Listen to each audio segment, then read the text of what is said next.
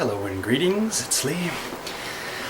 Well, I wanted to do a video today, as the title's going to show, about self-acceptance, self-esteem, and the learning to truly rely on yourself and your own inner light. This is the best way to become very centered and very balanced and very whole. Now, you'll have to pardon my roundabout manner, because sometimes I try to say something in a short, concise way, and then I go off on my little tangents, so bear with me for that.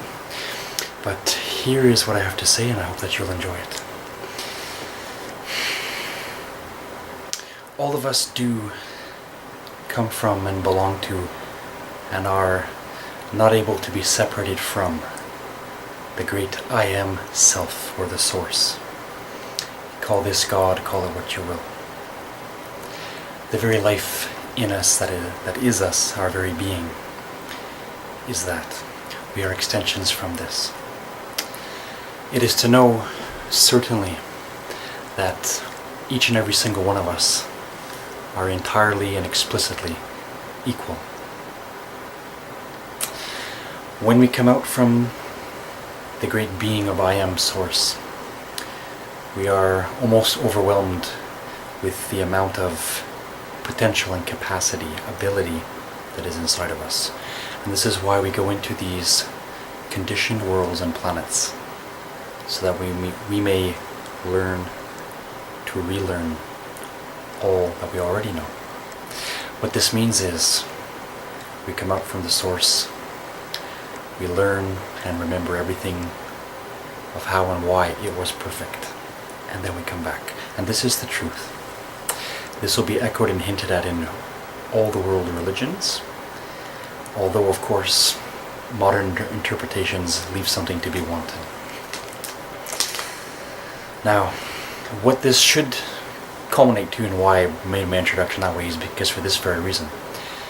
All of these things must be remembered and self-actualized within.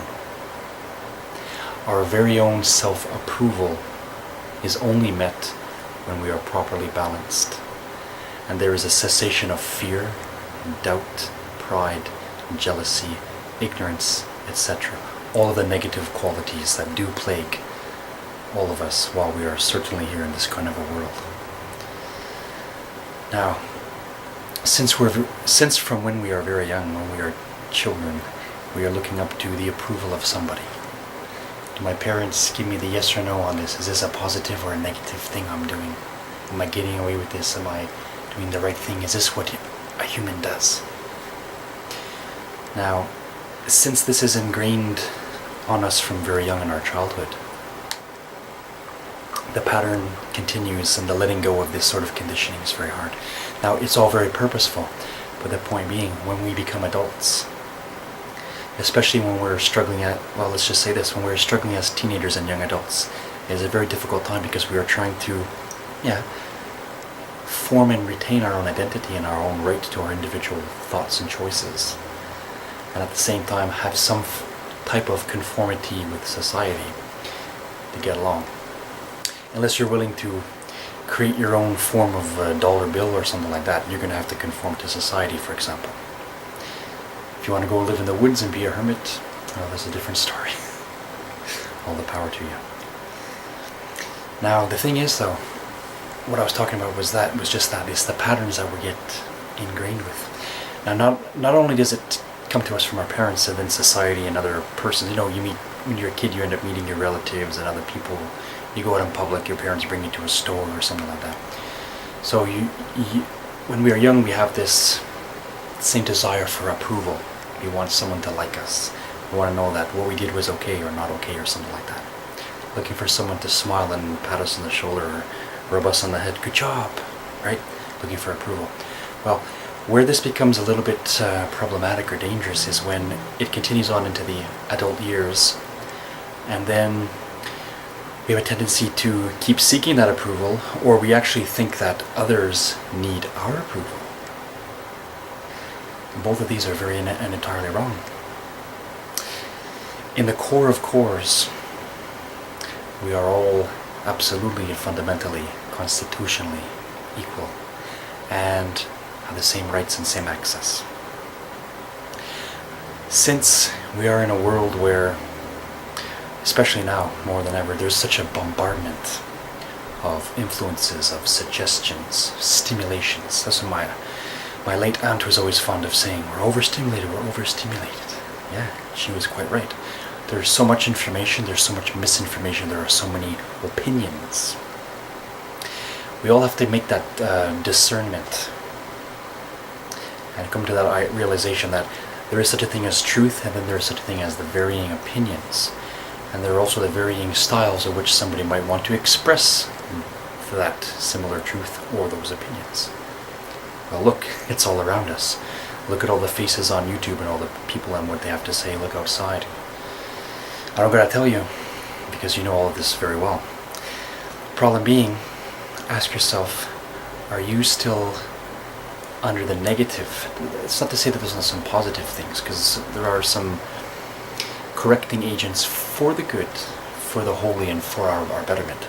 But the point of my speech here today is, ask yourself, are there any influences or suggestions or attitudes, opinions, anything on you that are negative, that you know are not serving your highest good at all, that are making you feel belittled, making you feel that you have a low self-esteem? Anytime someone has a low self-esteem or doesn't think highly of themselves, it was for two reasons.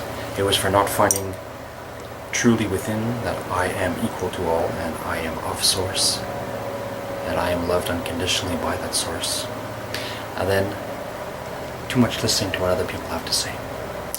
Those who are on, well, we can call it many words, those who are on the dark side of things, or the negative influences and energies of existence, because they are very jealous, and because their self-identity is small, and their ability to really discern and look deeply under the many layers of being, core level being, is very limited, therefore it is limiting. We can remember the famous saying of Christ talking to the Pharisees and the Sadducees and such, saying, you do not enter the kingdom, and nor do you allow anyone else to enter. This is very much the case with most world religions, even right now, with political bodies, with any institution that seems to have power and prestige. We can remind ourselves that these are more often than not very self-interested individuals who run these sort of things. When they tell you, you must do such or else, when they tell me, you must look at it that way or else, these are all absolutely wrong. When it comes down to it, no one needs to ask anyone else's opinion, because the common sense that is already and always internalized, eternally available, that itself is the viable way.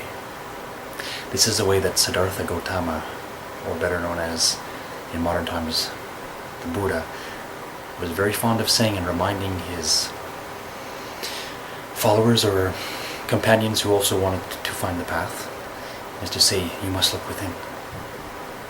And it's not to say my truth is going to differ from yours and they'll be so fundamentally different that we're going to argue.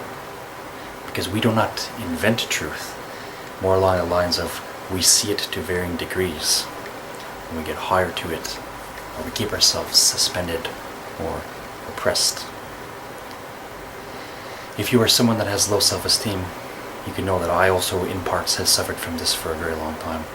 And this was situational, this was for a few reasons, but the main point being, when you're in this world and you're trying to find the path of enlightenment, real knowledge, real reality, you're peeling back many layers of reality, it's natural to feel bothered and worried. We often feel we're different from other people. We feel that something's wrong with us. We feel that we become paranoid, maybe schizophrenic. All these combinations of things, because this is the type of way of internalizing negatively. It's me, it's my fault, I did something wrong. But when we do that, that was listening to the negative influences that were outside of us.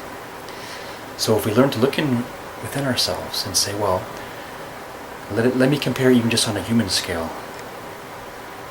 I'm a human being, an entity in this human experience. How different am I than somebody else? Because when we look at it, we think of the caste system or the class system, so-called, and this and that, and those who have money and those who do not, those who have influence and those who do not. But keep in mind, these are all temporary illusions in the sense of they're not really real, because they certainly don't last. They don't last. They are little joy rides, or little moments and little experiences, sometimes harsh lessons and cruel behaviors and such that we are recipients of, but ultimately they're temporary. When we stop listening to the influences of others and truly look within to gain our own, what do I think about me? What would the source God think about me?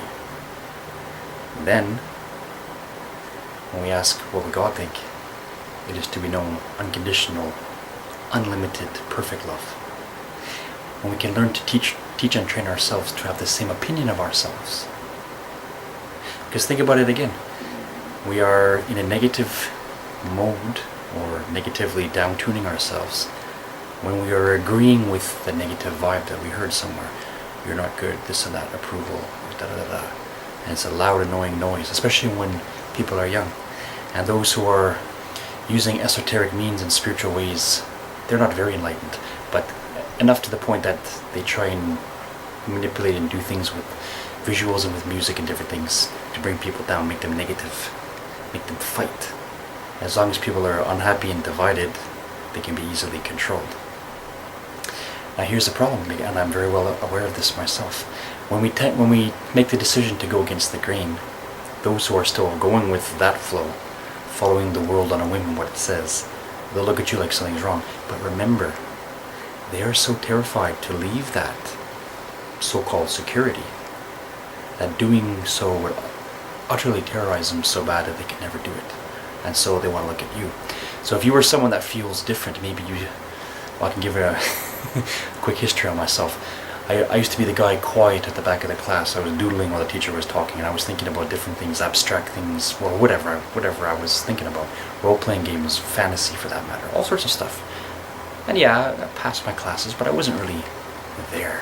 For me, it wasn't interesting. I didn't fit in that scenario, personally at least. Now, I know there are a lot of people that are like that. Now, the majority, the system, the way that it seems to go, when we join that, there is a level of security, but we can come to see that in many places, it may be a facade, and it may be all of that majority, or seeming majority, all those people are being victimized, looking for the approval of somebody else. For often, to put it this way, sometimes there are negative persons who are very self-interested, who enjoy the riches and influence over others, and then they will give their opinion, and then they want their opinion to be everybody else's. Well, everybody knows that and that's the case, so if you don't believe in it, you're an idiot. And this is the kind of speech patterns and mechanisms they use in mental prisons and control devices, if you will, that do those things. But if we learn to internalize and really gain the access of being and disassociate and put everything on suspense just for a little bit, then, first of all, you're going to start to really like yourself, accept yourself as you are, just not this body, this face, this sex, this color, this nothing. Eternal soul being. Don't just take my words for it, discover it for yourself. Because it is a one truth, and it should be self-actualized. And if it's not self-actualized, then someone must do it until it is. When we are dependent on something else or someone else, we can be very susceptible to the whims of their influences and controlled in that way. Now, please don't get my words wrong. It is not to say that there are not good beings, good angels, both physical and other, and the source God, archangels, etc. They are there, and they can speak with us and influence us for the good. But we must keep in mind, they are about those who follow the holy vibration, the good Holy Spirit, would be about invitation, reminder, promptings, doing something of an explanation. If you do that, that might happen. If you do that, that might happen. Remember that. Whereas those who are in the dark side are more, well, I don't know, but you make sure. They use the language of accusation. They point fingers. They're quick to form an opinion without necessarily having any experience whatsoever. On and on the old story goes. But when we are able to pause and reflect and be calm and look within ourselves, and it doesn't mean that everybody is going to be able to do a half-hour meditation or an hour meditation every day or every other day. Especially when you're young, maybe that's difficult to have that discipline. Maybe not. But the point is, when we can find that moment alone, or when you're lying down in bed at night, are you comfortable with yourself? And if you're not comfortable with yourself, what is the reason thereof? What was the accumulative process that led to that self-deception? Because it is self-deception. Anytime someone says, I'm no good, I'm not worth it, or I wish I could be like that person. No. Remember the vital words, that only you can be you. No one else can be you, just you. That should be a very amazing realization, and remind yourself of that, of how special and unique you are. When we are in that mode of self-acceptance, we become divine light and love. We do rise up. Mental prisons that are multitudinous and varied and very tricky and very subtle, we start to peel them off. We become like the Buddha, we become like the Christ. We are gentle with ourselves, we are happy, and when we are like this, we can be like that with others. Just think about that. A happy person, and I've said this many times, a happy person is harmless. The person causing harm internally, very unhappy, very unbalanced. They don't feel the self-worth, and because of that, they're jealous of others and they compete. I have to bring others down in order for me to feel good. These are bullies. They are 5 years old, they are 50 years old, they're 70 years old. They're everywhere on the TV and politics, etc. So insecure and so unbalanced, they would seek to bring others very low in order for them to even feel a smidget of self-worth. Think about the terror and the drama that is inside of those individuals. It's very dark. They are very ignorant.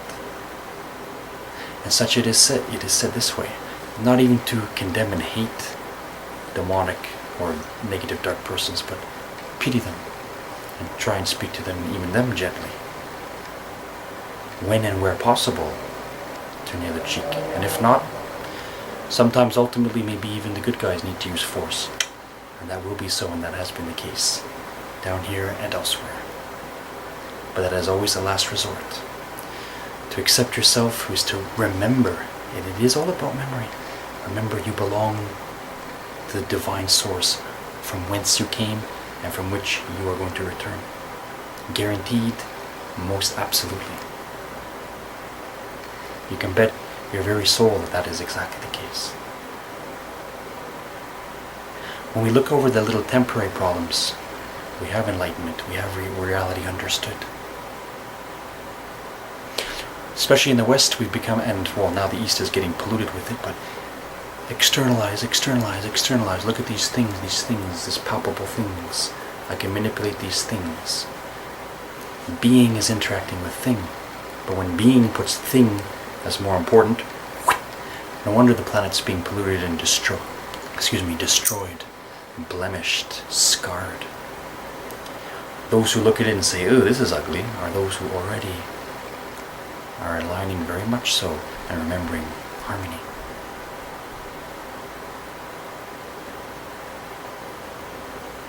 Sometimes it's a simple matter of taking 5 seconds, closing your eyes and just breathing in and going, here I am.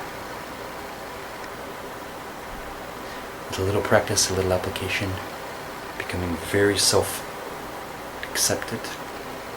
And when you have that, chances are, when you feel self-accepted, you will love to help others get the same thing. This is enlightenment. This is the way of one. Those are my thoughts for now. Perhaps you liked the video, I hope so. I did finish a book recently going over some topics, some mystical experiences and some revelations and such that I had.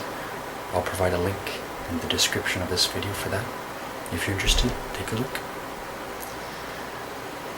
All are equal, all are one. When we are all past our inner turmoils, the external turmoils do not exist. All problems on the outside took their root within somebody's unbalance. Remember that.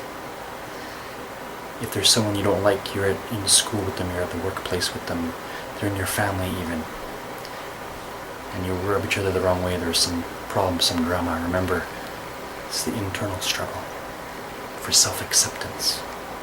Because the person that comes to self-acceptance becomes enlightened and says, light and love is the way by default, is a natural default, automatically.